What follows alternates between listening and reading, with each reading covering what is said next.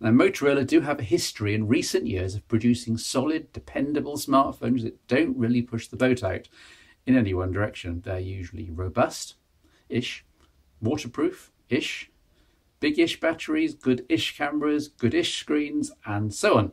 From the smallest Moto E right up to the monster Nexus 6, the design language and pattern is the same. But the Moto X players here, in theory, launched to buck the specs curve, at least with a monster 3,630 mAh battery and a flagship 20 megapixel f/2.0 camera, both of which should have me jumping for joy, especially as the Play is still within traditional phone size limits with small bezels, with a 5.5-inch screen and a nicely grippable, rounded form factor. What could go wrong? In fairness, not much. The Play is a really attractive proposition, coming in at £270, including VAT. In the UK, you get quite a bit of Android 5.1.1 smartphone for your money.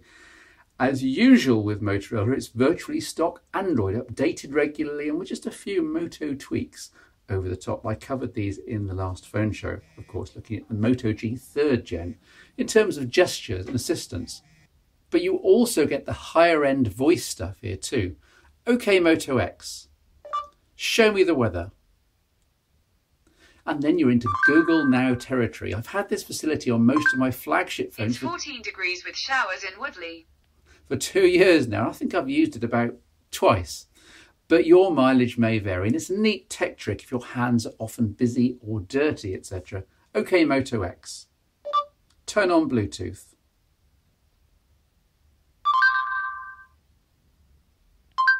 Turning on Bluetooth. To be honest, it's faster to use the touchscreen. Because you had your fill of Motorola in the last show, I'll keep this brief. As usual, there's a replaceable back cover, neatly rubberized here for great grip, but eminently replaceable, if you have something to jammy up the corner, that is. And under it is absolutely nothing of interest. No slots, the battery's sealed.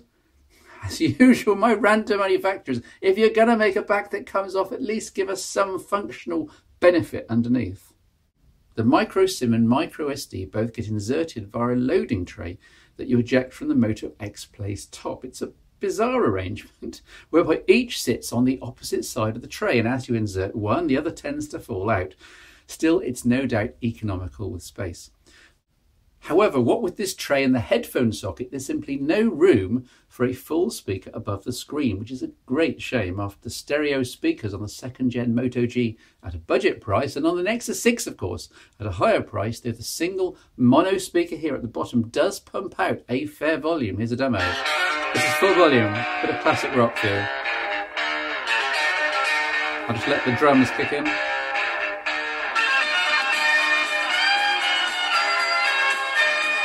It's fine. It's absolutely fine, but I do wish there were two of them.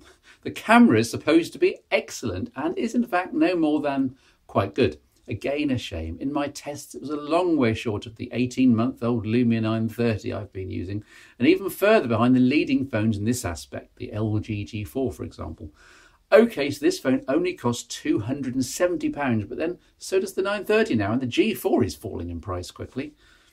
Due to the use of a Snapdragon 615 chipset only, video capture tops out at 1080p.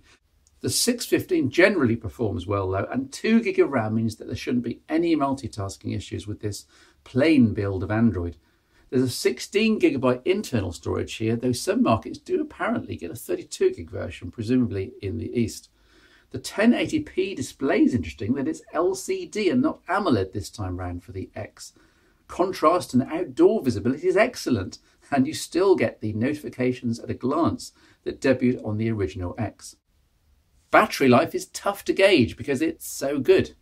This was last charged 16 hours ago. It's just been there on my desk syncing email and so forth. It's still at 92% though, which is incredible for Android, with a predicted 9 days to go, which is obviously artificial. But when you have to hammer a phone for the best part of 2 days just to drain the battery once, it almost speaks for itself. With those 3600 odd mAh with a restrained 615 processor and only a 1080p screen, only in quotes, it's not surprising, of course. Given that the camera was ultimately disappointing, at least the battery's holding its own here. Now the X Play is compatible with high current quick chargers, but only a 1 amp one shipped in the review box. So do check in your own markets as to what comes in the phone where you are. Although not actually waterproof, Motorola calls the X-Play water repellent, implying that it'll survive a dousing with beer or being caught in the rain, as I was just now.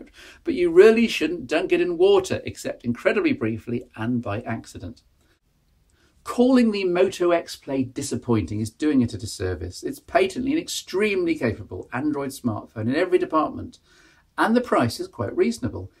It's just that having loved the Nexus 6, aside from the size, I keep hoping for more or less the same device but smaller, with the OIS and the camera and the stereo speakers, and somehow Motorola never quite delivers this, whatever the glossy photos might suggest. This is the Moto X Play.